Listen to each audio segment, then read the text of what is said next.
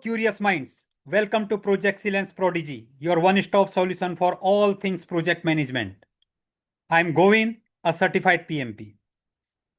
Today's topic is all about what it really takes to implement Agile. Not just using the tools, but creating the right environment where Agile can truly thrive. Before Agile came into the picture in the early 2000s, most projects followed a predictive approach where everything was planned upfront and executed in sequential steps. This worked well for stable and well defined projects. But as projects became more complex and fast changing, this rigid model began to show its cracks. Now, even in traditionally predictive industries, teams are slowly integrating agile practices, at least in parts of the project that involves uncertainty or rapid change. So, how can we start this shift? It all begins with a mindset change. Let me explain with a simple analogy. Imagine trying to grow a plant. You cannot just pull at the leaves to make it grow faster. It will get damaged. Instead, what the plant truly needs is the right environment: sunlight, water, fertile soil, and freedom to grow at its natural pace. Agile works the same way. You cannot force agility onto a team by simply installing tools or following a framework. For Agile to really thrive, you must create the right conditions: a culture of trust, servant leadership, collaboration, and continuous feedback. When these elements are in place, Agile growth becomes natural, healthy, and sustainable. In this lesson, we will explore how to develop the right Agile mindset, embrace servant leadership, and structure your teams for success. Let's explore how to build an agile culture that drives real value. The most important thing in agile is the mindset. Agile isn't just a method or a set of tools. It is about how we think, respond, and work together. In agile, we put the customer at the center. That means we need to constantly ask ourselves, is this adding value to the customer? Deliver early and seek feedback. We don't wait until the end of the project to show results. Instead, we deliver something useful early, even if it is small, so we can get feedback and make it better next time. Be transparent and value driven. Being agile means being transparent. Let your team and stakeholders see what's going on well and what's not. It builds the trust. Eliminate low value work. Stop doing work that doesn't bring value. In agile, less is more. Do the right work, not more work. Embrace servant leadership for team growth. Means lead the humility. A servant leader is not the boss in front. They are the supporter behind who lifts the team up. Servant leadership empowers team. In agile, leadership is about serving the team, not commanding it. It is a complete shift from traditional leadership. Lead by purpose. A servant leader begins by aligning everyone on the purpose. He tells, why are we doing this project?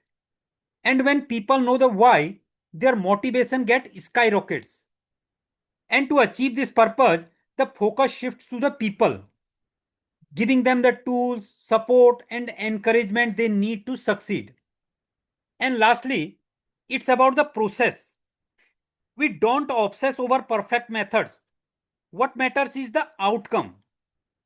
If your team delivers value and keep improving, you are being agile, no matter what process are you following. Good servant leaders listen more than they talk. They support growth, build trust, and prefer to coach instead of control. For example, think of a football coach. He doesn't play the game, but he ensures the players are trained, motivated, and equipped to win. That's the servant leadership. Now let's dive deeper into what servant leaders actually do. It's not a title, it's a way of working. They facilitate the teamwork, helping the team work together smoothly instead of micromanaging them. They are like road workers. They remove obstacles like unnecessary approvals or slow systems so the team can move fast. They set the environment, make sure the team has the tools, focus, and space to work without distractions. And most importantly, they mentor and celebrate wins. Recognizing small victories builds the team morale and motivation.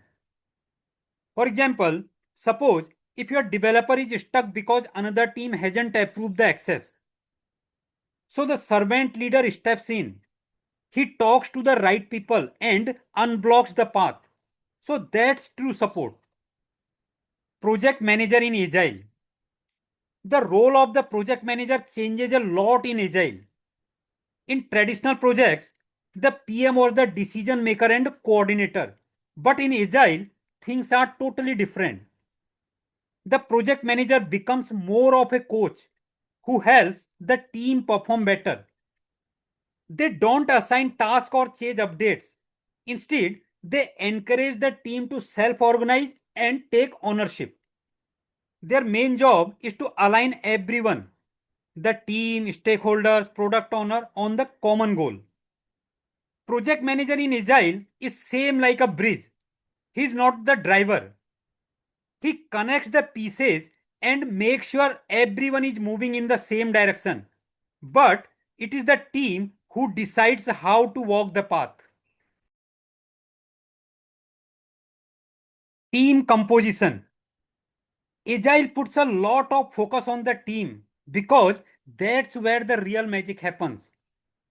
Agile teams are usually small, between 3 to 9 people. This size is ideal for the quick communication and adaptability. The team is co-located, means working in the same space. But if that is not possible, so nowadays the powerful tools like Zoom, Slack, Microsoft Team help the team connect together. Everyone on the team is dedicated 100%. No multitasking or switching between multiple projects are allowed because that kills focus and slows things down. Agile teams are self managing, means they plan their own work, commit to goals, and find the best way to get the things done. For example, it's like a small crew on a rescue boat. Everyone has a role. They work closely together and they are all focused on a single mission. Agile roles. Every agile team has three main roles: cross functional team members, product owner, and team facilitator. Cross functional team members, these are the real doers, like developers, testers, designers, people who build the product. And product owner, the one who speaks for the customer. He prioritizes what is important and define what success looks like. And team facilitator could be a scrum master or agile coach. His job is to guide the team, remove blockers, and keep agile practices running smoothly. We can assume the agile team like a movie set. The actors, means the team members, perform the scenes. The director is the product owner who sets the vision, and the assistant director is kind of facilitator who keeps the shoot on track. General specialist. Agile teams work best when members are not just specialists but also willing to support other areas. If we talk about I-shaped skill, it means someone who has deep expertise in one area but limited knowledge outside of it. In Agile, we need the people with T-shaped skill. Means the deep skills in one area, the vertical line of T, but a broad understanding of others, the horizontal line. This means if someone is stuck, others can jump in to help. Means no more bottlenecks. In Agile, It is not about individual glory. It is the team wins together. Imagine a web developer who is great at coding but also understands a bit of testing and design. So that flexibility allows the team to deliver faster with fewer delays. Let's now talk about team structure and workspaces.